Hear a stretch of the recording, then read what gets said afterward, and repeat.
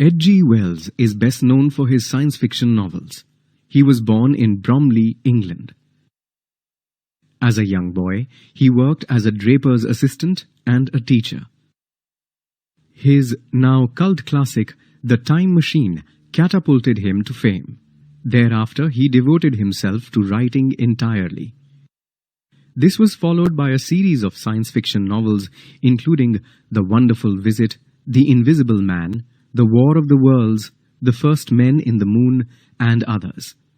He also wrote several short stories. He also wrote several comic novels, focusing on social criticism. Some of his notable comic novels include Love and Mr. Lewisham, Kip's The Story of a Simple Soul, The History of Mr. Polly, and Tono Bungay.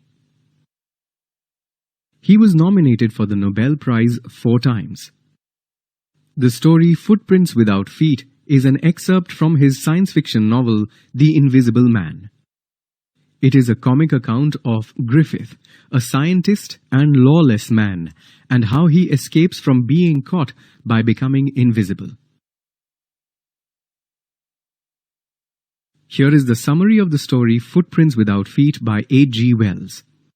2 boys watched in surprise as muddy footprints suddenly appeared out of nowhere. As they watched, another footprint suddenly appeared. Curious, they decided to follow the footprints. However, as they followed, the footprints grew fainter and finally disappeared. There was a simple explanation for the mystery of footprints. The footprints belonged to Griffin, a scientist who had discovered a way to make his body invisible. After carrying out multiple experiments, Griffin found a pill which successfully made his body invisible. This means he could not be seen by other people when he was not wearing clothes. Now, Griffin, though smart, was a criminal. He set fire to his landlord's house just because the landlord wanted him to leave the house. He then ran to avoid being caught. This shows his cruel nature. Griffin was now homeless, without money or clothes, and he was also invisible. Even though Griffin managed to outrun the 2 boys, his adventures were far from over. It was cold in London, and Griffin was without clothes. He decided to break into a store to escape the cold winter night. When the store closed, Griffin indulged himself by dressing himself in warm clothes. He got food from a nearby restaurant and wine from a grocery store. Well-clothed and well-fed, Griffin fell asleep in the store. He was discovered in the morning by the store assistants.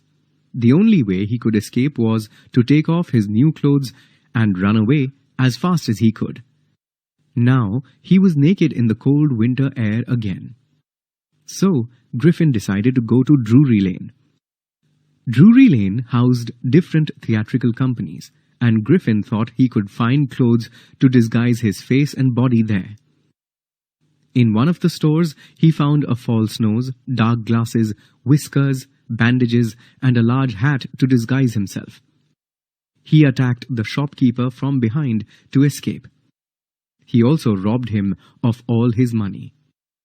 These incidents further emphasize his cruel and criminal nature. Griffin left London for the village of Iping. He booked 2 rooms at the village inn. Griffin's arrival was a rare event in the village. Mrs. Hall, the landlord's curious wife, tried to be friendly, but Griffin wanted to be left alone. For a short time, Griffin enjoyed a peaceful time at the inn. However, soon his stolen money ran out. Griffin had to lie to the landlord. He asked for more time. Soon after, there was a curious incident at the clergyman's house. A clergyman is a minister at a church. At dawn, the clergyman and his wife were awakened by noises from their study room. The clergyman quietly entered the room to catch the intruder, but was shocked to see the room empty. They looked everywhere, but could not find anyone. However, their money was missing. That day, the landlord and his wife were surprised to see their guest's door open. Usually, Griffin kept it closed and became Griffin kept it closed and became extremely angry at any interruptions. Today, however, the room was open and empty. The couple decided that it was the perfect time to spy on their guest. However, as they entered the room, they heard a sniff from behind him. Then a hat flew at Mrs. Hall. Finally, the bedroom chair flew from its place and rushed forward to attack the couple. Terrified, Mrs. Hall and her husband ran out of the hall. Mrs. Hall was convinced that the room was haunted. The couple, however, felt that their guest was somehow responsible. Then the couple heard news of the robbery at the clergyman's house. The very same day, Griffin gave them some money. The couple was suspicious and believed Griffin was the thief. So they called the constable and went to their guest's room. When they confronted Griffin, he was angry. Furiously, he took off his bandages. The couple was horrified to see no head on his shoulder. Just then, Mr. Jaffers, the constable, arrived. He was surprised to see that his thief was a man with no head. However, he was a dutiful man.